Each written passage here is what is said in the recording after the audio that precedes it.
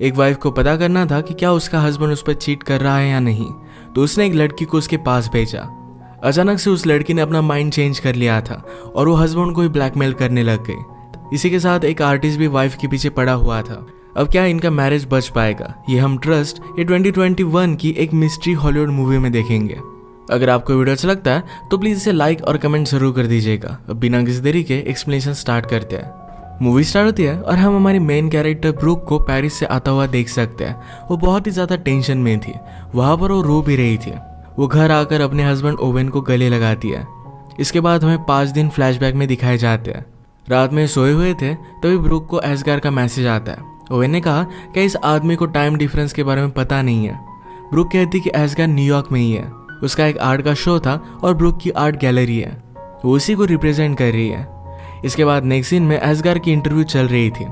एसगार Paris से आता है और लड़कियों की न्यूड पेंटिंग बनाता है। एसगार से रिपोर्टर पूछती है कि जिन भी लड़कियों की तुमने पेंटिंग बनाई है क्या सब सिंगल थी। एसगार कहता है कि उसे पता नहीं है। वो किसी लड़की से मिलता है और जब इंटीमेट होता है उसी के बाद उस लड़की की पेंटिंग बनाता है। अगर उसे कुछ कनेक्शन फील हुआ तभी वो पेंटिंग बनाएगा। इसके बाद रिपोर्टर ब्रूक के साथ बात करती है। उसने कहा कि लोगों को लगेगा कि एसगार एक फ्रॉड है। ब्रूक कहती कि मुझे इसमें टैलेंट दिखता है, ये बहुत आगे जाएगा। यहाँ पर ओवेन भी आया हुआ था जिसके पास एसगार गया। उसने कहा कि ब्रूक एकदम सही है, उसे बहुत ही पसंद करता है। यह बात ओवेन को अच्छी नहीं लगती। इसके बाद रात में ब्रूक और ओवेन अपने फ्रेंड्स के साथ डिनर के लिए आए हुए थे। आजकल ओवेन और ब्रूक प्रेग्नेंट होने की कोशिश कर रहे हैं, पर आजकल जरा लकी नहीं है। ओवेन कहता है कि हमें जरा वैकेशन पर जाना चाहिए। ओवेन को पेरिस में जाना था। ब्रूक को आजकल जरा काम है तो इस वजह से वो आ नहीं सकती। इसके बाद वो एसगार को लेकर बात करने लग गए। ब्रूक की फ्रेंड एलेनोर डिवोर्स अटर्नी थी। उसने कहा कि बहुत सारे लोग चीट करते हैं, सिर्फ लड़कियां पकड़ी नहीं जाती। इस बात को लेकर ओवेन जरा इनसिक्योर फील करता है। घर आने के बाद ब्रूक ने ओवेन से सॉरी कहा कि फिर से उसे काम पर जाना पड़ेगा, आजकल वो जरा बहुत ही ज्यादा बिजी है। ओवेन कहता है कि तुम्हारे गैलरी में शो होने के बाद एक वीकेंड आ रहा है जहां पर हम पेरिस पर जा सकते हैं। 2 दिनों के लिए एक बहुत ही अच्छा वीकेंड हो जाएगा। ब्रूक ने कहा कि मेरे शो के बाद एक्चुअल सेलिंग स्टार्ट हो जाएगी, इसी वजह से वो नहीं आ सकती। ओवेन डायरेक्टली टिकट भी लेकर आया था जो ब्रूक को नहीं दिखा था। उसका मोबाइल पीछे रह गया था, जिसमें ब्रूक ने एक मैसेज पढ़ा जिसमें कहा था कि कल रात हम दोनों को मिलना है, उस प्लेस पर मजा आएगा। और इस मैसेज को डिलीट करने के लिए भी कहा गया था। तो ब्रूक अब ओवेन पर शक करने लग गई। उसने ओवेन से पूछा कि सारा कौन है। ओवेन कहता है कि वो मेरी शो की एक प्रोड्यूसर है। ओवेन न्यूज रिपोर्टिंग का काम करता है। एसगार के शो की वजह से ब्रूक को बहुत सारे प्रॉब्लम्स आ रहे थे। पैसों की भी थोड़ी सी प्रॉब्लम थी जो शो के बाद सॉर्ट आउट हो जाएगी। तभी एसगार ब्रूक के पास आया। वो कहता है कि एक मिलियनर मेरी पेंटिंग में बहुत ही ज्यादा इंटरेस्टेड है। ब्रूक ने ऑलरेडी उसका नाम सुना हुआ था तो इस बात के लिए एक्साइटेड हो गए।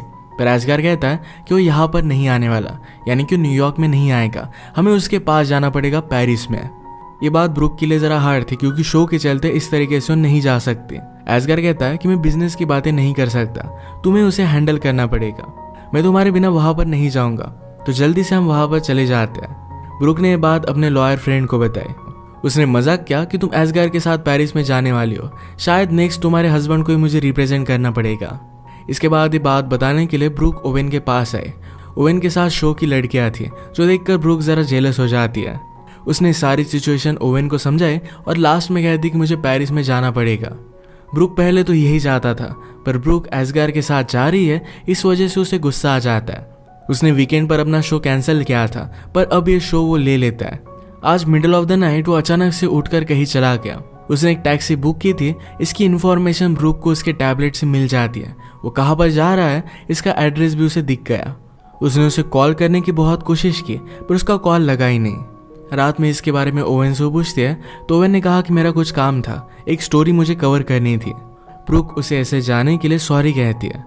ओवेन ने नोटिस किया कि ब्रूक बहुत ही अच्छे अच्छे कपड़े लेकर जा रही है, तो ब्रूक कहती है कि वहां पर मुझे शायद डिनर के लिए भी जाना पड़े, तुम्हें मुझे लेकर वरी करने की कोई भी जरूरत नहीं है।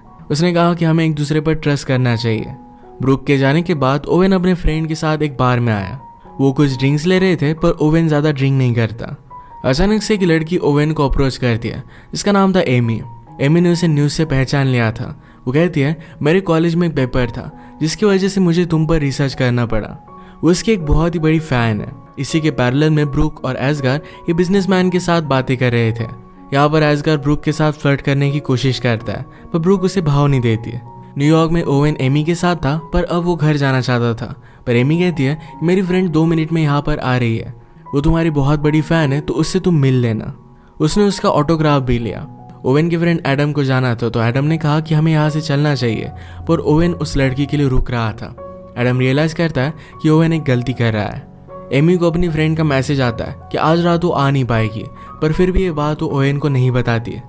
न्यूयॉर्क में एस्गार और ब्रूक की मीटिंग बहुत ही अच्छी गई और उन्होंने बहुत सारी पेंटिंग सेल कर दी थी।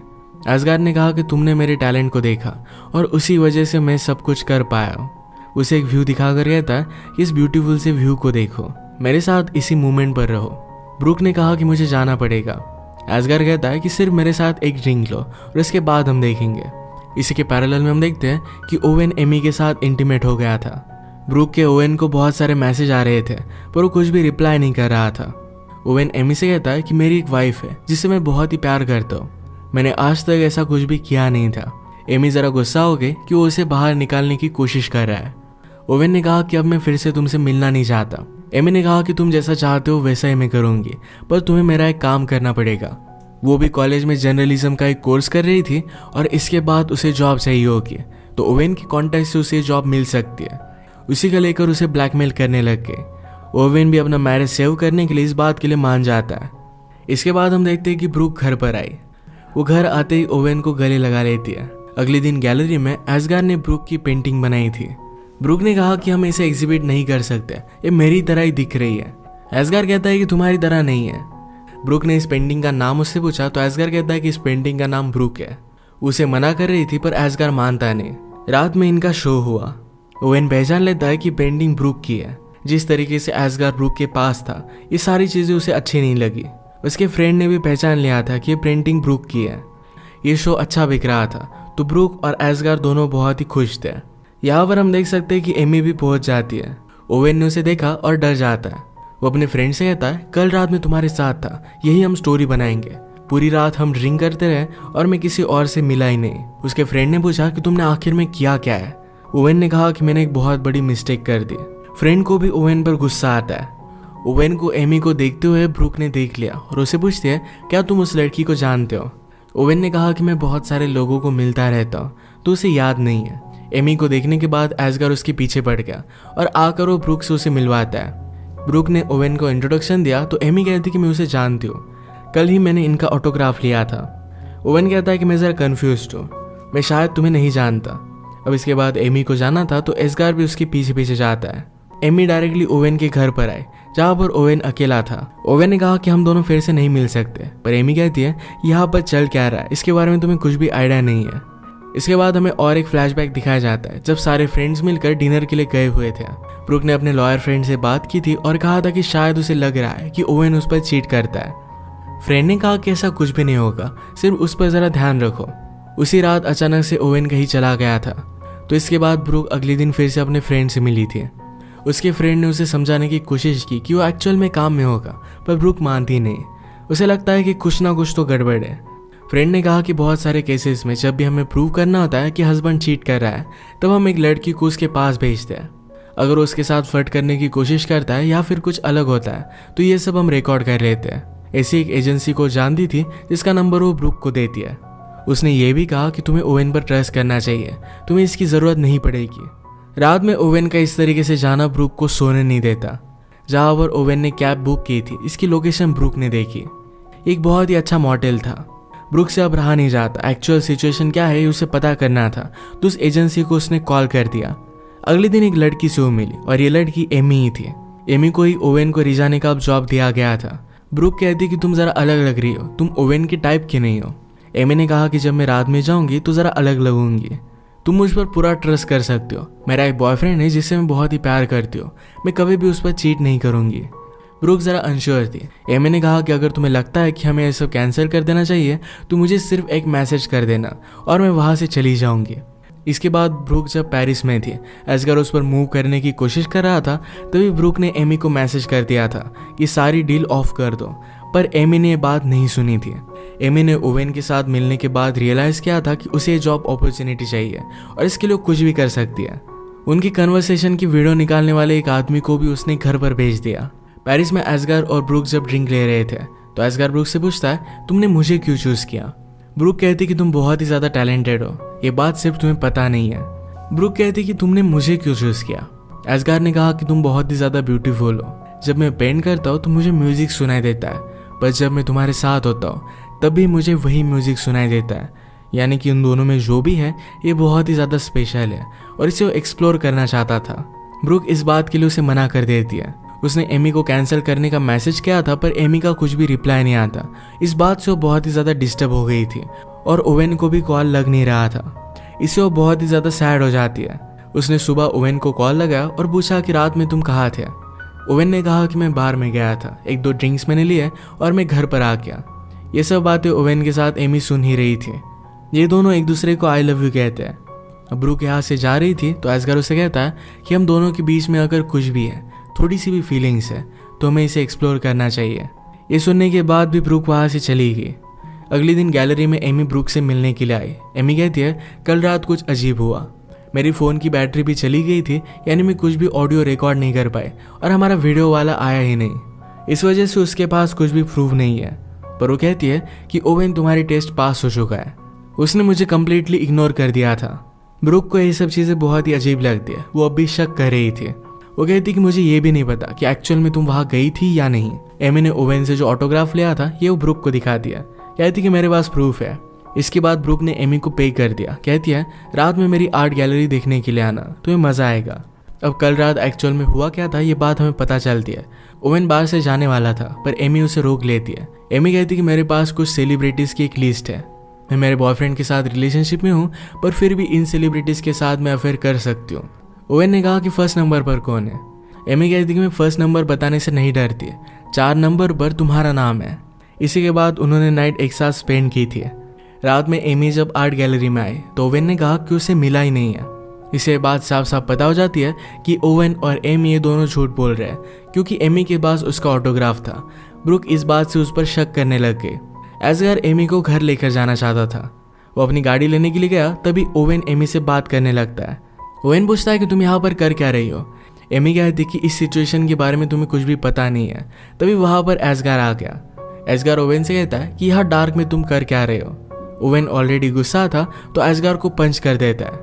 इन दोनों में फाइट होती पर ब्रूक ने एस्गार को रोक लिया। इसके बाद एस्गार एमी को घर लेकर जाने लग गया। ब्रूक ओवेन को कन्फ्रंट करती है। एमी ने लिया हुआ ऑटोग्राफ उसने उसे दिखाया। पूछती कि तुमने मुझसे झूठ क्यों कहा? ओवेन ने कहा कि हम फ्रेंडशिप ड्रिंक ले रहे थे, उसमें उसने मेरा ऑटोग्राफ ले लिया था, इसमें कुछ भी बड़ी बात नहीं है। लोग मेरा ऑटोग्राफ लेते, मेरी फ़ोटो लेते, इसमें कुछ भी गलत नहीं है। ब्रूक ने पूछा कि क्या एमी ने तुम्हारे साथ सेल्फी ली थी? ओवेन कहता है कि हाँ ली थी। अब ब्रूक को कंफर्म हो गया कि एमी झूठ बोल रही थी। उसे इस बात को लेकर कन्फ्रंट कर दिया। कहा कि मुझे सब कुछ सच सच बता दो। ओवेन कहता है कि मुझसे गलती हो गई। इस बात से ब्रूक बहुत ही ज़्यादा अपसेट हो गए। ओवेन उसका पीछा करने की कोशिश करता है। ब्रूक ने कहा कि मुझे साफ साफ बताओ, क्या तुम उसके साथ इंटीमेट हुए थे? ओवेन इस बात के लिए उसे सॉरी कहता है। ब्रूक ने कहा कि रात में भी अजीब से तुम कहीं पर भी चले जाते हो, मुझे अभी के अभी तुम्हारा फ़ोन देखना है, सारी चीज़ें चेक करनी है। ओवेन उसे फ़ोन नहीं देता तो ब्रूक गुस्से में घर चली गई। इसके बाद ओवेन जब घर पर आया तो एमी भी उसके घर पर आई थी। एमी ने ओवेन को बता दिया कि तुम्हारी वाइफ ने मुझे तुमसे मिलने के लिए हायर किया था। मैं ये काम करने वाली थी पर तुम्हें देखकर मुझे एक अपॉर्चुनिटी दिखी। इसी के पैरेलल में हम देखते हैं कि ब्रूक अपने फ्रेंड के साथ थे। उसने एक न्यूज़ में पॉलिटिशियन के बारे में पढ़ा जो अपनी वाइफ पर चीट कर रहा था। इसमें उसने एक एड्रेस देखा तो यही एड्रेस ओवेन को अपने फ़ोन पर मिला था। इसका मतलब है उस रात ओवेन जब बाहर गया था तो यही न्यूज़ कवर करने के लिए गया था। वो सच बोल रहा था, उसका किसी और के साथ चक्कर नहीं चल रहा। ब्रूक ने उसके साथ जो भी किया इसके लिए उसे बुरा लगता है और वो डायरेक्टली घर पर आ गए। पर घर पर एमी ओवेन के साथ थी तो इस बात से और भी ज़्यादा गुस्सा हो गए। ओवेन ने कहा कि तुमने मुझे सेटअप किया था, मैं इस बात को बिलीव नहीं कर सकता। ब्रूक कहती कि मैं तुम्हारा टेस्ट ले रही थी, तुम्हें ऐसा कुछ भी करना नहीं चाहिए था। ओवेन ने कहा कि तुमने मुझे इसमें फंसाया और इसके बाद मैंने सिर्फ रिएक्ट किया, इसमें मेरी कोई भी गलती नहीं है। ये दोनों एमी पर गुस्सा थे तो इसे निकल जाने के लिए कहते हैं। ओवेन ने पूछा तुम्हारे और एस्गार के बीच में उस रात पेरिस में क्या हुआ था, इसके बारे में भी तुमने मुझे नहीं बताया। अगली सुबह तुम बहुत ही ज़्यादा डिस्टर्ब होकर आई थी। अब उस रात का फ्लैशबैक हमें दिखता है।